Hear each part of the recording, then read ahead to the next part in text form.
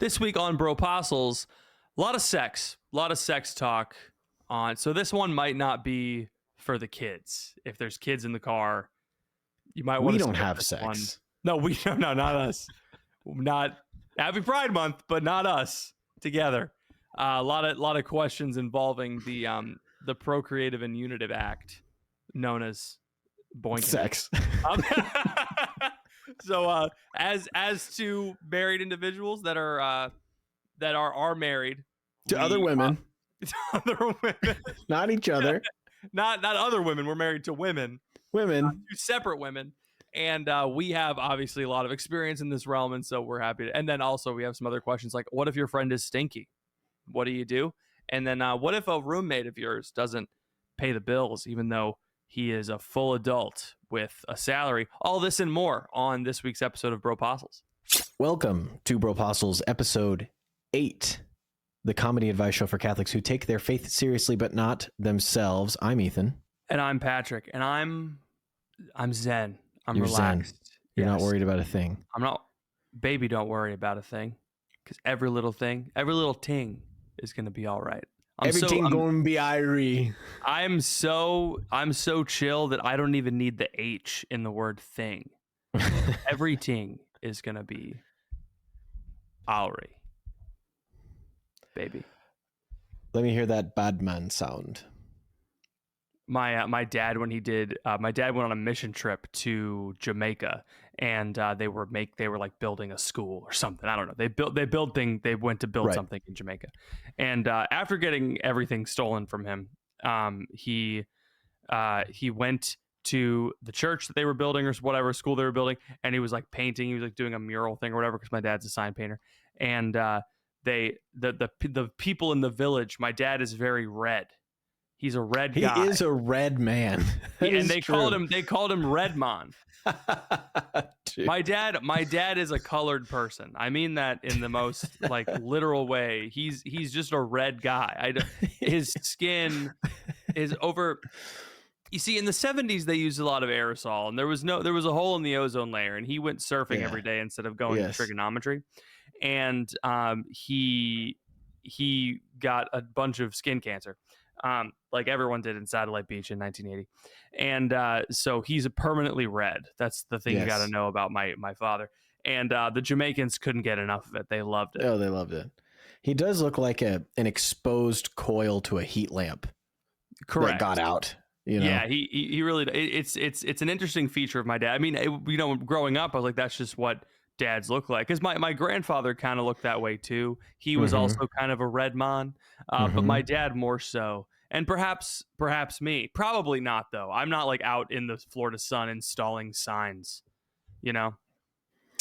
We finally get an answer to the question posed in the hit Disney film Peter Pan. What makes the red man red? It's the hole in the ozone layer. It's what the hole it in is. the ozone layer. Yeah. What it was. Glad they fixed that. Glad they patched it up. I don't know how they resolve that, because it seemed to be a big issue. It doesn't seem one that you could just simply fix, in my opinion. Yeah, because from what I understand, you can't make more ozone. No zone. That's where you can make more of. By the way, he lived in the. True. Do you remember Thank that? Goodness. That's a little Rayquaza fact for those. They of probably you out there. used Rayquaza to help to help patch up the hole in the old Frozone layer. Speaking of Rayquaza, we get lots of questions from hopeless young men on this podcast, and we're here to answer them on quests. On quests, yeah. To accomplish things. And this is a comedy advice show. If you've never listened to our podcast before, we answer questions that people write in. You can write a question in yourself on Discord, bropostles.com/discord. Yes, but before we get into that, make sure to like and subscribe to this podcast. We're booming we on are. YouTube, We really Patrick. are. My little video about reacting to people's comments. First of all, it went super viral. Super low effort to put together. Video of Catholic apologist on X goes viral as he answers the top Protestant objections to the Blessed Virgin Mary. You know, in 2012, if a video about Mary got 1,000 views, Church Pop would write some article about how it was viral. Goes viral. Man, we're really in the minor leagues, Catholic content creation in general. Until recently, we've been popping. Bishop Barron's at 1 million. A lot of Catholics are at 1 million subscribers. People are mad about Bishop Barron on Tucker. We should talk about that interview on our bonus show that we do on Patreon. I need to watch it first. I didn't watch it. Yeah, let's watch it and bring some thoughts to the bonus. I'm excited. It's cool that Catholic Church people need to be in the mainstream, and right now there's nothing more mainstream than podcasts like that. It's funny to watch people get all bent out of shape about Bishop Barron going on podcasts, even though like a week ago, Trump won the election because he went on podcasts. So why aren't we going on podcasts? It's just silly. It's a good question. I don't know. Anyway, let's answer. Speaking of good questions, yes, let's take some questions from our audience. Patrick, do you want to go and read the first one here? I'm vamping. And yes. You've got it ready. You have it pulled up. Bropostles advice question about making friends in a hopeless place. This one comes from Pope Jared. Hello, I could use some advice from the pod. My wife and I married 3 months. I asked her out because Ethan and Pat told me to. Let's go. Another family that we've created. We're moving far away. We used to live in Kentucky, and we're moving to Provo, Utah for a year due to my wife's doctoral internship. I love the LDS, but we obviously want more Catholic friends. Because the Mormons, they're polyplatonic. They'll have multiple friends, and you don't know if you're the main friend. It's always weird. There is only one church in the Catholic Church in the entire city, so I'm worried if things are going to suck or not. If the church does suck, what are some ways we can meet fellow Catholics in a place where they make up less than 1% of the population? We're both coming from a place where almost all of our friends shared our faith, and so we're a little worried about the transition. What do you think, Ethan? How can people make friends in a hopeless place, in a Mormon place? You're moving to wife's doctoral what is she getting a doctorate in? Polygamy? Skiing? Yeah, polygamy. Something like that. Magic underwear? Why do you live in Kentucky? Everything about this is messed up. But overall, I just want to say I'm glad that you're getting married because of what we said. And to be honest, you're welcome. They are married. I'm glad you got married because of what we said. There's got to be you just have to find the right parish. I think for something like this, there's probably some group when Catholics are such a small percentage, everybody knows each other. Everybody's working together because they know that they're small. Mm-hmm. So you just kind of have to be very open, almost easier, I would imagine. Yes. Yeah. Like you just have to go and just kind of look around and just say, hey, we're new to the area. Where should we go to get involved? People love to answer that question because boomers love it when people like to get involved. And just say, where should I get involved? Where's the other young families? And there's probably a parish where they're all centralized. So it sounds like there's only one church, so it makes it even easier. Exactly. My main advice, this goes for everybody, by the way. If you're trying to make friends in a new place or even a place you've been for a while, and you're not going to the same mass every week, you're messing up. Yes. You got to go to the same church, same mass every week for like 3 months. Yep. And just people will notice you. They'll notice you multiple times because your kid will yell something, or like you'll walk in front of them and they'll notice you first time. And then it takes about 6 or so times for someone to notice you until they actually walk up to you and talk to you. Someone will probably walk up to you and talk to you. If it's at my parish, it's my wife. My wife is surprisingly more extroverted and out there with people at mass than I am. Really? I mostly just stick to my friends. Yeah. Because like the people that I'm talking to, I've known my entire life. True. Like, I'll talk to Zach. True. That's a good point. And I in Melbourne, I have my people. You know what I mean? Yeah. I mean, in our recent move, we committed to the 9 a.m. We're going to the 9 a.m. every week. Yeah, man. It's the one with the donuts. It's the one where all the families with kids are at. It's the way to go. I have an idea. I mean, I know you want Catholic friends, but could you pretend to be Mormon? This only works if you're white. Pretend to be Mormon, get plugged into like the ultimate Frisbee league or whatever it is that they do for fun over there. And then you can have friends. You just might have to live a lie for a while, but eventually they become such good friends, and you're so good at doing that like underhand reverse throw, down the sideline, that they're like, well, we can't hammer throw. We can't kick Jared out of the. Dude, we can't kick Jared out of the Frisbee league, even if he's Catholic. So bad. You're bad at throwing Frisbee. You're bad at ultimate Frisbee. I'm bad at Frisbee. Like, it's embarrassing. And then you add running into the mix, and Patrick's like, "It's not for me." Absolutely not. Yeah. I'm not about those short sprints. I'm I'm more of an endurance guy that's also bad at endurance. But the just something about the frisbee just doesn't tossing a ball, Yeah. catching that Yeah. easy. Frisbee can't do it. You don't like a disc. That's something that I've known about No, you for a long time. a long time. Long It's a time. disc. Yeah, not a big fan of it. The personality assessment, the world, Mhm. disc world, record player, not about it. I'm a strictly streaming electronic Provo. guy. I don't know. I don't Provo, have any Utah. specific advice because this Provo is such an odd city to have to move to for a doctoral internship. It's not even a thesis. I'm curious what she's interning for, and I'm curious why. Because if somebody said to me, "Hey, in order to complete your doctoral thesis, you have to move to Provo," I'd say, "Thanks for the laughs. I'm good. I'm good. Yeah, Yeah. I'm gonna stay in I imagine it's a Kentucky resident. I where I'm imagine it's a happy." residency. Oh, you think That's she's what like an actual doctor?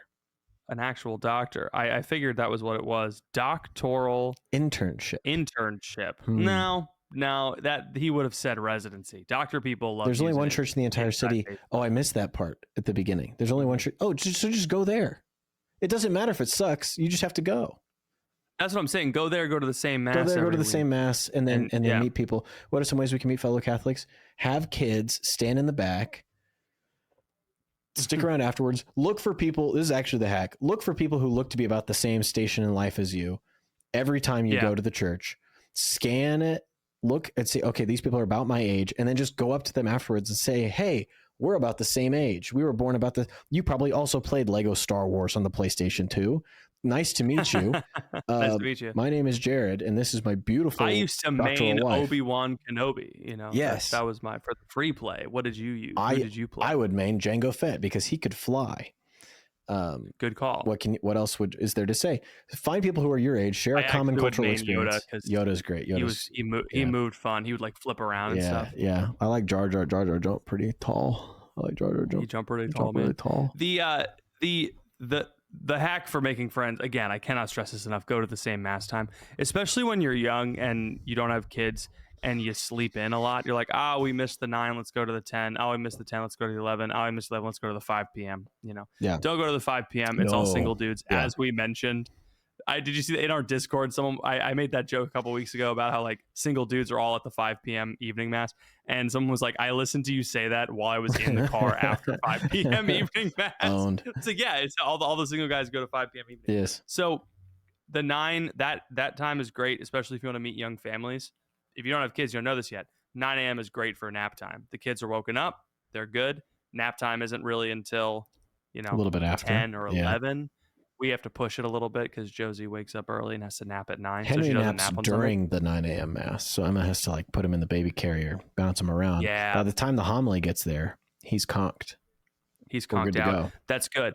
So yeah, if you want to meet young families, go there. And then eventually, when you have kids, you'll pretty much meet them pretty easily because the kids, when they get older, they hang out with each other because kids are instant friends. Like, you're the same height as me. Let's go play. And then after that, it doesn't really matter if you're the same age. Like, some of my friends are in their mid 40s because they have a kid that's Leo's age. Right. You know, they have teenagers, but they have kids Leo's age. Yeah. My suggestion would be to quit the doctoral thesis and move back to Kentucky where you are happy. move back to South Cincinnati and you'll be fine. Listen. All right, next question. Oh boy. Controversial. Cohabitation. I have a fun question that was in my DMs actually. You want to do that it's one? less fun. Yeah. It's less fun and it's more like a good and obvious question, but I think we need to talk about let's it on rip the podcast. So this question, I'll keep the guy anonymous. Oh shoot, you get so many DMs that it's so hard. It's all automated DMs from the Mary thing. Oh, so I see. Can't find. Okay, here it is. All of my DMs say. Hi, I have a question. All of my DMs say, I left you a sum of money. Looking back, we were sincere to each other. Now it's time to end this relationship. Please accept this and let the past go. In the days to come, I hope you can take good care of my son. Let's not contact each other anymore. I formed a new family and don't want to cause any trouble to my family because of the past. Account DR5628, password BK52136, balance $2,027,862. People fall for that. They do, and they log right in. Hi, I have a question for your podcast. I'm Catholic. We've been married for 6 years. We just had our 4th child. my husband and I use NFP. I did misread this, and so I thought I was talking to the guy. So my advice may have been a little strange for that, but never mind. I'm married. My husband and I are married. We use NFP. I'm currently 5 months postpartum. Okay. My son has a rare disease he'll have to be hospitalized for coming up. So pray for this kid. Currently, I have not gotten my period back, so it's difficult to practice NFP. I'm struggling with current family planning because while I'm open to having more children, right now it'd be a strain in our family financially, especially because I have to rely on family to care for my other kids while my son is in the hospital. Is it acceptable to use the pull-out method during this time in between getting my period back? Abstaining for months seems extreme. What would you recommend? What do you think? I mean, this is no fun answer, but the pull-out method is never okay.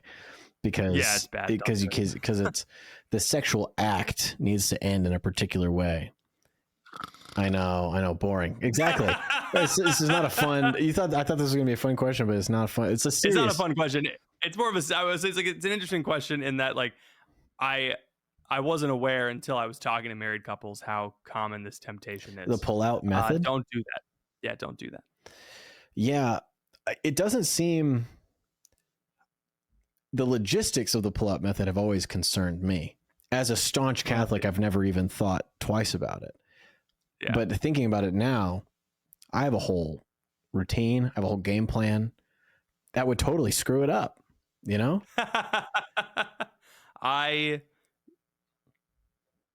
from a logistical perspective, it's just challenging. However, it's not good. It'll harm your marriage over time. Yes. You might not notice it, but there's an intense bond that happens during the sexual act. And so if you get right up to the end and you're like, never mind, it's like, what do you think that does? You know, not good. To you and the other person. You've taken something that's meant to be this like beautiful exchange of persons and you've turned it into an individualistic pleasure experience for both, which and it divorces the thing that it is from the end, which is procreation.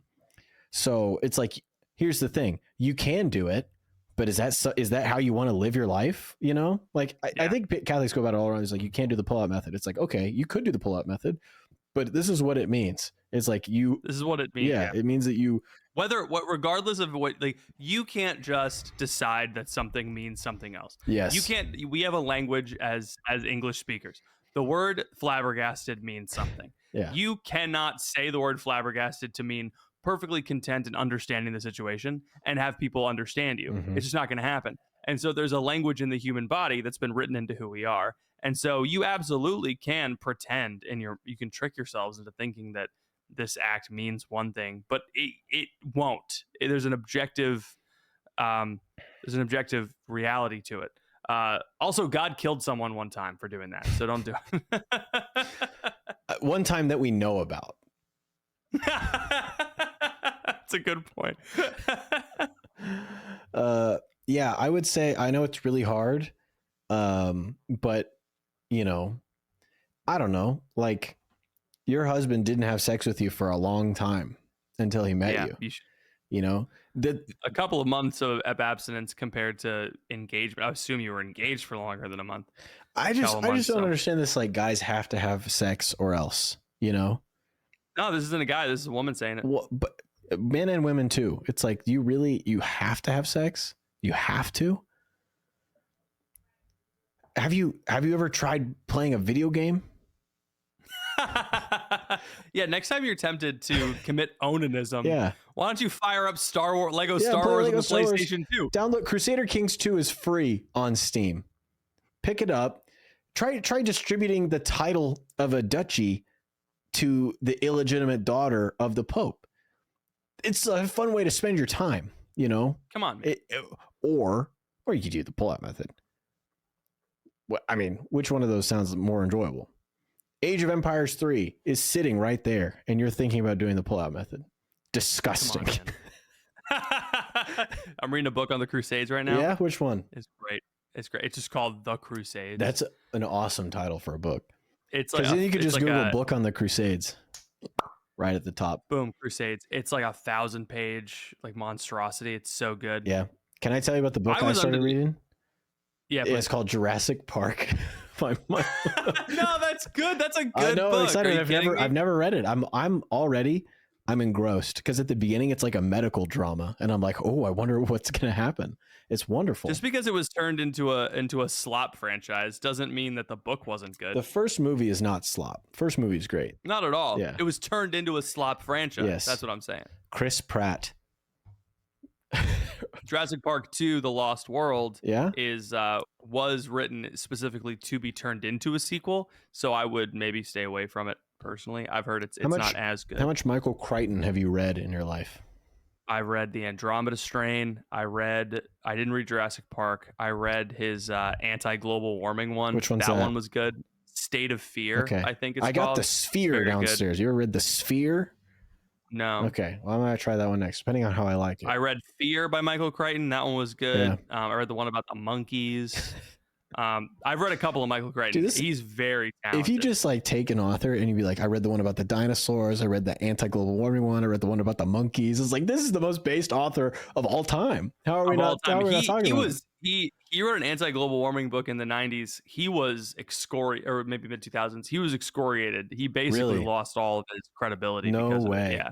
But it's the only fiction book I've read that has extensive, like, peer-reviewed studies, research studies. Like, it's very good because it's obviously a political book, right? But he presents both sides of it very well, and he has some conversations in the book that are meant to be polemical. So it's like they're meant to be like a debate between someone who believes it and someone who doesn't. But he does it in a way that's pretty cool. Like, one of the instead of like a character who believes in global warming arguing with a character who doesn't, he has two characters who are staunch pro global warming, like this is real people. One of them is not familiar with the science behind it, and another one is. And he has the one who is familiar with the science take the devil's advocate position and kind of argue with the less scientific pro global warming person. And it's really cool because most people who are reading this book are that guy. They're pro global warming, but they don't know all the things behind it. And so he has this scientist kind of be like, who is pro global warming? So there's plausible deniability there. He leaves it up to the reader, I think. I mean, it's clear his position. He supported Ross Perot, which I think is awesome. He talked to George W. Bush for an hour, and they were in near total agreement about his novel State of Fear. He testified on climate change about the doubts of human activity significantly contributing to global warming, encouraged U.S. lawmakers to more closely examine the methodology of climate science. He received praise from Republican Senator Jim Inhofe and criticism from Democratic Senator Hillary Clinton. He died in 2008. I looked him up to see where he stood on like the, Trump stuff, and he died before it could all kick off. He seemed, it's interesting to see a popular writer like that be a bit more right wing, but especially with Jurassic Park, the whole thing being like progress for progress's sake is not not the path forward. It's like the signs were there. I mean, it's kind of silly. It's kind of silly for the left to read Jurassic Park and be like, I'm sure this guy agrees with us. Yes. The anti-progress for progress. I think after this, I'm going to read Ayn Rand and Julius Evola. What do you think? I think Ayn Rand is a great example of someone who does the opposite of what Michael Crichton did with the right-wing position. No subtlety where she just kind of like whatsoever. And I read Anthem by Ayn Rand, and it was just bad. Really? The ending of the book could the whole book was a dystopia where they live in this ultimately authoritarian state. The world, they've rid the English language of the word I. Everyone says we want this, and the two couples that are in love, which is illegal, they escape and they find a book, and it changes their perspective because there was one word they had never heard before, and the word is ego, so I in Latin. And the end of the book has just the word ego in bold letters at the end. And so in my copy, I wrote sum panis vitae, and I just changed the meaning of the book. I'm sure if you know Latin, that's great. But for me, a rube like me, I don't understand what you just said. Ego sum panis vitae is I am the bread of life. And so it changes the meaning of the book because instead of a book where they find the word I, they find the Vulgate of the Bible. You'd imagine. That would be awesome. That's like a Canicle for Leibowitz type beat. Mm-hmm. That'd be sick. It'd be cool. Let's go on to Anyway. the next question. That's a little bit about. So if you're having trouble with sex, maybe read some Michael Crichton books, and that will set you straight. In all seriousness, that person should not do anything contrary to the, Just think about baseball. the sexual ethics of the church. That's funny. Anyway, Next I sent him question. I sent him a podcast to listen to if you want the podcast episode that I sent him. What type of podcast are you listening to? It's like, oh, you have a question about whether or not to pull out? Here's a podcast. No, I have a good podcast episode I listened to. A friend sent me on marriage intimacy in the times where you have to abstain. I see. It's a good episode. It's on the Messy Family podcast. I can send a link if you want. DM me on the Discord if you'd like it. Cool. Anyway, cohabitation advice. Yes. Probably Great. same type of question here. I'm ready. Hey guys, I need some advice. My sister moved to Oregon to live with her fiance while Who's he's everybody in grad moving school. west? What is going on in this country? Come on. Move to the middle. They're getting married next year, or the bottom right. I think that's the best.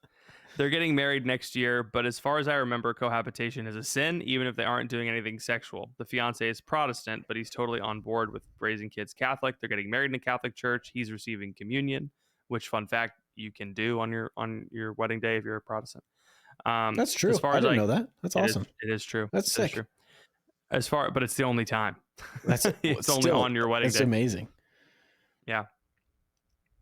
I assume it's because your marriage is like this intense grace-filled moment, but then immediately after your marriage, you're still persisting in your heresy, so you can't. It's a sin. So you can't. Anyway, they're getting married. As far as I know, she's still receiving communion. They're going to pre-Cana. I know it's her life, not mine, but I'm her big brother. And then you have the right to tell her to cut it out. You're her big brother. You're allowed to just knock her down. I feel like I should say something. Fiance's a great guy. Thoughts? I mean, just because someone is going to church and receiving communion and all these things does not mean that they're not porking on the side. Don't laugh. This is a technical term. Disgusting. It's a technical term. Absolutely disgusting. This is a family show. I'm sorry. That's true. Just because they're going to church does not mean that they're not engaging in sexual congress on the side. Sure. Nothing more boring. They're passing bills and the bills are full. Yes. The big, beautiful bills that they're passing in the bedroom.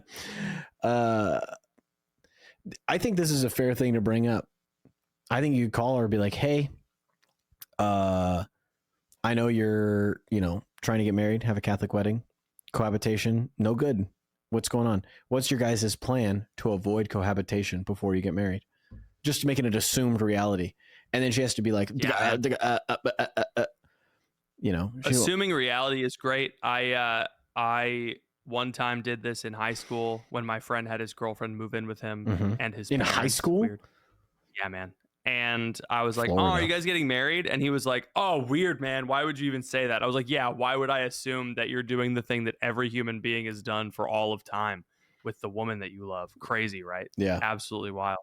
Can you imagine living with a woman and not being married to her? Let's just pause for a moment. As two married guys, that sounds like hell. Absolutely wild. I don't even understand guys that get roommates that are girls. It's just not. That's crazy. That's why I could never get into the show New Girl with Zooey Deschanel. I couldn't do it. Yeah. And the girl from Transformers. I saw a clip from Transformers 3 on my Instagram reels the other day. It made me laugh so hard. Emma came out of the bathroom. She's like, what's going on? And I was like, it's from Transformers 3 and Sam Witwicky. He can't start the car. And he crashes out and he kicks the car a bunch of times in a row. I'll post it in the Discord. It's such a funny clip. Shia LaBeouf is the best actor of our generation. Shia LaBeouf is so funny. Emma just left to go to a well-read moms group. After we finish this podcast, I might watch Transformers. No lie. Because I love Shia LaBeouf. You just call her and you just say, hey, living together is for married people. Come on, man. Come on. I mean, what do you think it's so okay, so you're making out on the couch. How long before that goes one step? How long further? does that last? How long does that last? On, there's only so long you can make out on the couch before something else happens. For real. You guys like, so it's like you guys have never met a couple who are in love. This is the thing you ever about been in love? About romance. You ever had degenerate sexual urges before? You have to know what this is like. You're acting like you're not a human being. Yeah. If you're so like chaste that you I wouldn't even call it chastity at that point. If you're dating this person, you want to marry them, you're engaged and all this stuff, and you can do that without wanting to have sex with them. I'm concerned. That's actually true. Yeah. I'm concerned about your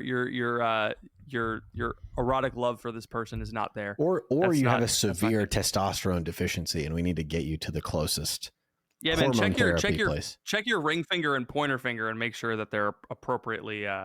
Wait, what the? Well, is this one of those like if your hand is bigger than your face, you have cancer type things? No. It's one of those like they found a statistical significance in the difference between the size of the height of your ring finger versus your pointer finger. Chat, am I cooked? And just chat, am I gay? And I read about this when I was in high school, but I recently heard it on a Huberman podcast, and I was like, it seems like pseudoscience, but whatever. Guy who listens to Andrew Huberman. It came up on a TikTok. Come on, man. Give me. You're a guy who has TikTok on his phone. An Instagram reel. Guy who watches Instagram reels. I'm stopping this podcast. But when you cohabitate, there is an assumption of sexual activity. Yes, that's just, and it's not even like oh, the church assumes it. Is it everybody? Everybody assumes it. Why would you live with someone unless you wanted to have? I mean, what's the benefit? It's like, oh, we can share Tupperware. Like, what do we do? What are you doing? You know, you live together so that late at night when you're lonely and sad after a hard day, you can physically be with another person. That's why you live together. Yes. So I don't know. If you're the big brother, it's kind of weird to talk about your little sister like having sex. I get that, but you kind of got to be like, listen, this can only end badly if it hasn't already. I care about you. I care about your faith. I care about your children. I care about your future.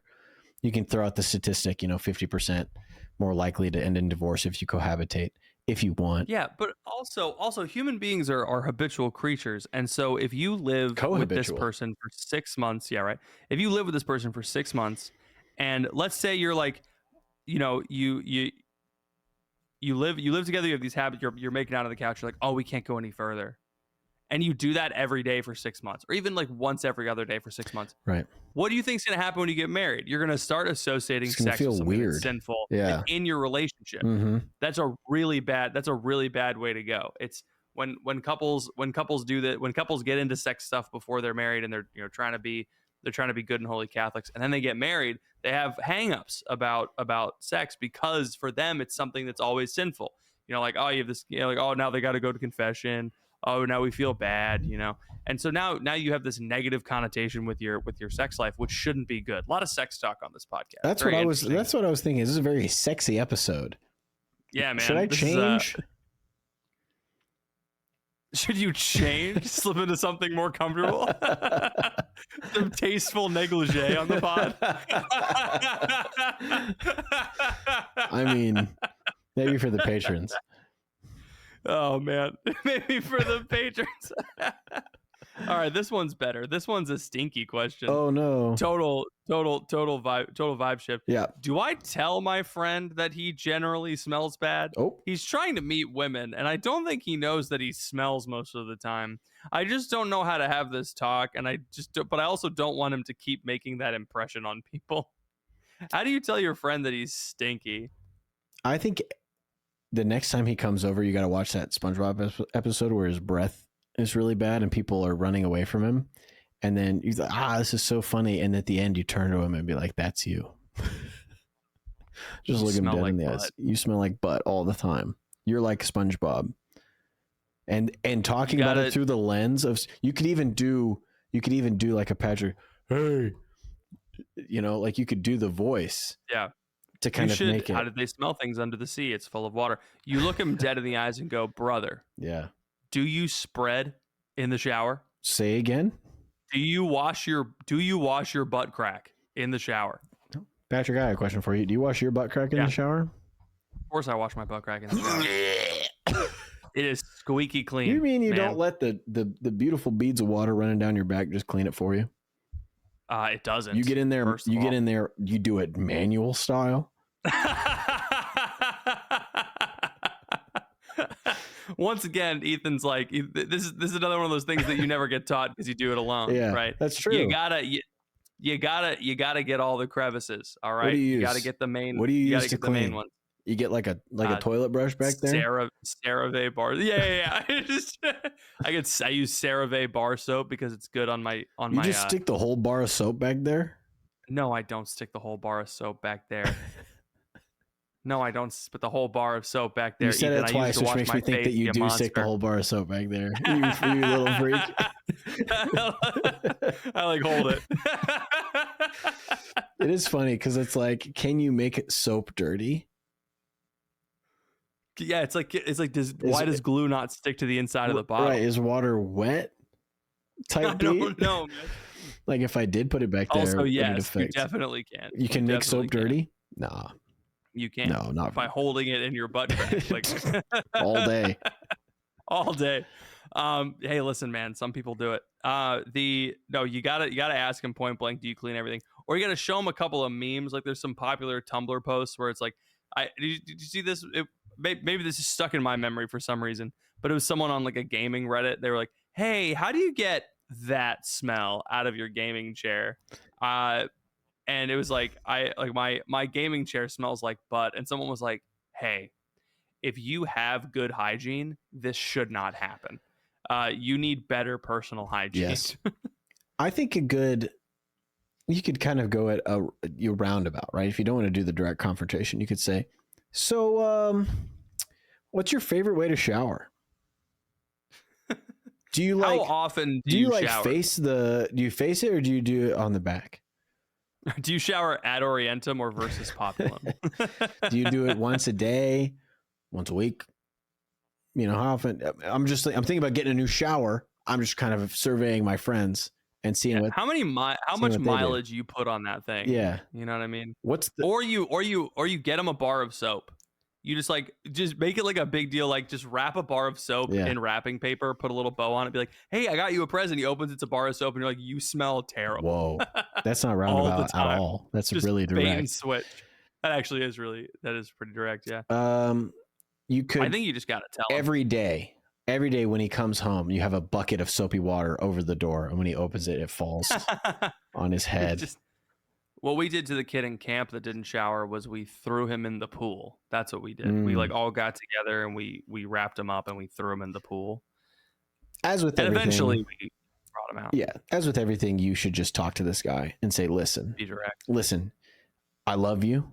You got a sandwich. You got a sandwich. I love you. You're one of my best friends. You consistently have bad BO. That doesn't make me love you any less. I want to help you. Is there a way that you can, tell me about what your hygiene habits are so that maybe we can talk about this together. Because again, most people don't it's something you do by yourself. I had no idea that you weren't supposed to wash your face with the washcloth you wash the rest of your body with until I was 26 damn years old. And I get acne all the time. I was like, where's this acne coming from? I'm supposed to be an adult. It turns out it's because I was doing that. I didn't know. It wasn't until I was in high school and we were playing a youth group game, and it was like an icebreaker game, and you catch the ball and you answer the question that's on your left thumb. Yeah. It's a great one. Yeah. And it was, do you crinkle or fold your toilet paper? I had never even considered. It's like, you guys use toilet paper? Crinkling is the worst thing in the world. You're just holding a ball of poop. Yeah. You gotta fold that bad boy. Oh yeah. And so it was life changing. Yes. No one teaches you that. Right. You know what I mean? So you got to figure, or at least if they did, you were a little child. So you just got to be direct. The sandwich method is good. Help your stinky boys now. The Stinky Boys pod. All right. One last question. Yeah, let's do another one. I went to a wedding. The cantor was drop dead gorgeous. She sang everything beautifully, especially the Latin hymns. Ka-ching. That's the emojis in there. So naturally, after the wedding mass, we had a small conversation. And then I said, "Hey, I want to make this quick. I think you're talented and beautiful. And I was wondering if I can get your number." Clean. Honestly, props. Actually, Beast. Let's just pause with if there's nothing else to be gained here. Really well done. Take notes. I think you're beautiful and talented. Can I get your number? Yes, I'm inspired. You don't have to do anything weird. You don't have to like stalk her for weeks. You just approach when you like someone. It's very normal and very good. Well done. She looked at me and said, I have a boyfriend, but I can still give you my number. Sounds like she's unhappy in her current situation. Maybe. I'm not going to say the word, but Say these girls ain't loyal. These girls are not loyal. These girls That's are not true. loyal. That's true. I was weirded out by that, but I put her number in my phone and Yes. she texted me her name. I definitely thought this is a red flag. So after I left, I deleted her number. No, good call. No. Good call. No. Everybody, you got to have a crazy girl at one point in your life. And it might as well be this one. It's not good for you, man. You can skip that part of your life. Actually, maybe don't. It'll make you appreciate the girl you marry. Yes. Just whatever you do, don't marry the crazy girl. Let her handle it. Let her figure it out on her own. I just find it really weird, especially since I let her know that she's attractive. She still gave me her number. What are your thoughts? I don't know, man. I think we gave you our thoughts. Listen, I might have a controversial opinion on this, but I think having a boyfriend doesn't mean anything. I think unless you're engaged, what's the commitment? It's like, I only kiss this guy. I don't know, man. I think it's important. Okay. I think he should have followed up with like, okay, why? Yeah, like why would you give me your number? Do you think I'm hotter than your boyfriend? Like, are you unhappy with your boyfriend? Are you unhappy with your current B2B SaaS boyfriend? Can we have a consultation to talk about it? Hi, sorry to bother you. Can you hop on a quick 5-minute? Let's hop on a quick 20-minute call. Let me How's send you... Wednesday or Thursday at noon? Oh, that doesn't work. I'll send you a Loom. No problem. Easy, man. I don't know. I think boyfriend doesn't matter. So to me, I would have still talked to her and got her to break up with her boyfriend and date me. This is what I would have done, probably in this scenario. Yeah. But maybe I'm a bad guy. Yeah. But what is it? I mean, if she's willing to give you her number, what does that mean? You know, it means that she likes you. She thinks you're cute. Yeah. Maybe her boyfriend. I mean, maybe her boyfriend's abusive, and she was trying to get out, and you deleted her number. Now she's trapped in an abusive relationship. Maybe she noticed that you were a bad boy. Yeah. And you defend women. Yes. And you missed a chance to defend women. Yeah, man, you really did. Hey, is this guy bothering you? Fedora tip. You've messed with the wrong girl. I love those videos, man. That guy, you know what I'm talking about. I do know who you're talking about. He turns into a dragon. It's so funny. I thought it was real until he turned into a dragon. I was like, there's no shot. I think it's still real. I think he is a dragon defending women somewhere on Earth right now. That's what I meant. Yeah, that's what I meant. I thought it was real until he turned into a dragon. I was like, hold on. I don't think he's really a dragon guy. No, I mean, I thought he was seriously. Anyway. You probably did the right thing. Girls give numbers out even though they have boyfriends because they are not committed. Is really what it means. I don't know if it's necessarily. I don't know if you can ascribe a moral judgment to that. Or they're just kind of, or they just are kind of awkward. They don't want to say no. I want to say no. That could be it. You know, I do think that not texting her or pursuing that any longer was good. That's probably the smart move. Yeah, it's probably a smart move, especially because like if let's say you did strike up a conversation and kind of a texting flirt texting thing, you have a little you text at night. It's you strike that up. You don't want to date someone who's willing to do that while they're in a relationship. Yes. Because what if the abusive boyfriend finds out and then he comes over to your house and now you have, a big guy, who really loves Madden at your doorstep and you have to contend with that. You have to talk about Saquon Barkley or you're going to get beat up. Okay. I don't know. I assume every abusive guy just likes Madden. That's just that's my understanding of the percentage of the population that plays Madden every year. Also has a huge overlap with the percentage of people that beat up their girlfriends. The Venn diagram is basically a circle. It's pretty close. There's small outliers, and it's like the guys that play Madden competitively You know, like they just have They don't have time to be well, there. they don't have girlfriends. They don't have girlfriends. I think she's attractive. She still gave me her number. You probably did the right thing. I think she could either have been awkward or maybe an unvirtuous person. And so either way, you're probably coming out ahead, you know? Yeah, man. Sweet. Well, I mean, that's all the advice that, hey, if you liked this. Is that everything? Is that the whole thing? That's not the whole thing, but we're at 45 minutes. If you want to do another question, we can. I'd love to. I mean, we didn't podcast last week, so I feel like doing one more question for the people as a thank you for allowing us to not podcast for last week. Nice. That's a good little bone to Let's throw. Just throw the bone. I'm feeling good. Let's pick one. All right. We don't have any sponsors, so if you guys want to join on Patreon, that's patreon.com/Bropostles. We are Meepinator is asking a lot of questions on this. We are a quickly growing show. Get on the train now, early. We're only 9 years in. Arbitrage. That's what you'll get with this podcast. Roommate question from Meepinator. Let's do it. My house is currently transitioning between roommates. Happy Pride Month. Pause. Sorry, what? Okay, keep going. You're good. I texted you this and you didn't laugh at my joke. What was it? My friend said that he was born abroad, and I said, "Well, congratulations. When did you transition?" Yeah. It was a circle of people talking after an event. Yeah. And I said that, and it killed. You killed. It was risky. Yeah. It was risky. Well, someone said they're a systems and analyst they're a data analyst for airplanes, and so I said, "What's causing them to fall out of the sky? Is it DEI?" Mm-hmm. And that got a little bit of a chuckle. And then someone else said, this guy said, I'm a systems integration specialist. And I said, more DEI. And that got a little bit of a laugh. And he went, well, maybe because I was born abroad. And I was like, oh, congratulations. When did you transition? It was great. It was awesome.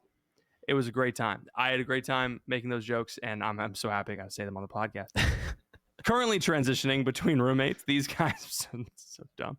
3 guys are leaving, and we're bringing 3 guys in. One of the guys who's leaving is a focus missionary, and he was the one coordinating all of the bills and is closing his accounts so that one of the current guys can set up our new accounts. I am currently established as guy who is responsible. I've been coordinating 80 to 90% of the efforts for the house. I'm getting interest in the house from getting guys in contact with the landlord, etc. Just the whole process. My natural inclination is to put my name on the bills. However, I work 25 hours a week at minimum wage, and I can't afford it if someone misses their part of the bill. However, I don't want to take responsibility, and I don't think it should be me that takes it on. I think it should be one of the focus missionaries, as that's how it's been done. It's a missionary house. That being said, the current missionary isn't sure if he's able to do it. I haven't met the new missionary yet. I'm like 90% it's his first year, so I don't know if he should have that burden either. Thoughts on what to do? Focus missionaries make enough money to pay the utility bills. Can I just say this? Man. This is a realm that I actually have expertise in. I'll pry back the curtain for you, right? You're wearing your. I actually have a focus. This is actually Emma's shirt on because I don't have any clean clothes. So nice. Emma just did laundry today because we've been in go mode, the whole week, moving in.